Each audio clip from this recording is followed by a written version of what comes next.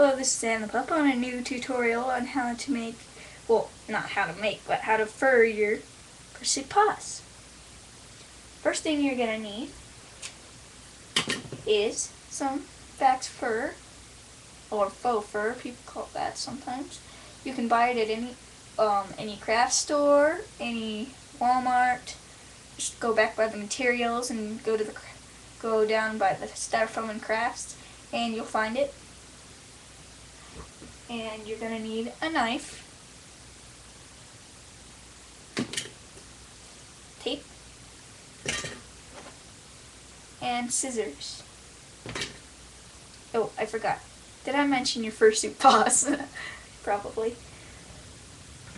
Well, first thing you're going to do to start furring your paws, take your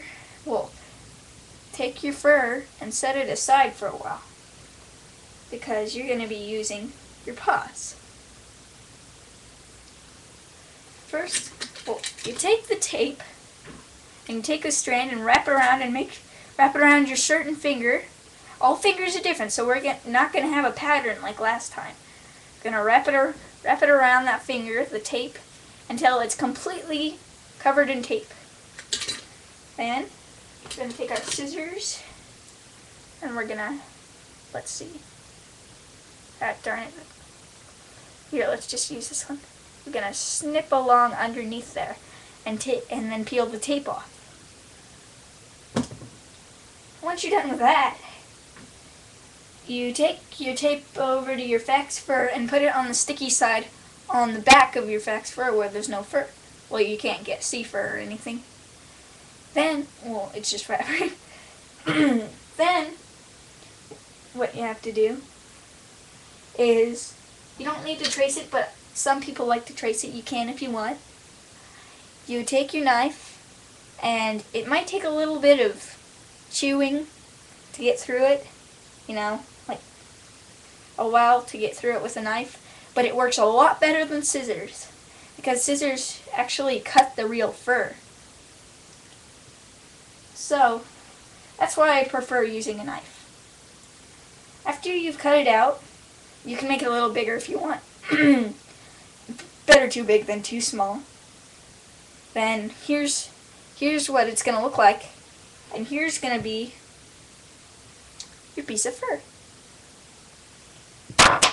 Now, you can number the fingers if you want and number these, so you know exactly which one goes on which finger, because no two fingers are alike, even though they look exactly the same. So, I'm choosing, I think it was this finger. Yeah, it's this finger, the thumb.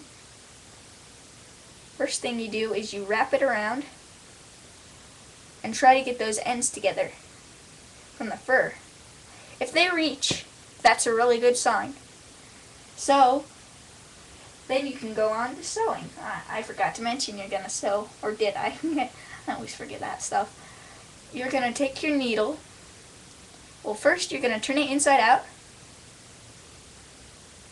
and you're just going to sew along the edges and try not to get into the fur. And if you get some fur stuck in the seams, you can just pull it out or whatever. But once you're done with that, you're going to probably want to flip it inside out, which would be looking like this, sort of. Only this one isn't sewed yet. Then you're gonna take your selected finger and you're gonna put it over it. After it's on the selected finger, you can see there's a little hole right here. Now, how are we gonna round that out? Well, I'll tell you. You know how if you just normally stitched it, it would just be flat? And it wouldn't even look very realistic. Here's the secret. Instead of doing this, normal stitches, sorry, it's a bad picture. Instead of just doing straight line normal stitches, go around it like this and make it curved, and then eventually the ends will pull together and make it rounded. And then the fur will just sort of settle itself in place. And that's really all I have to offer you guys today, because I'm not going to do the palms for a while yet. So, thanks for watching.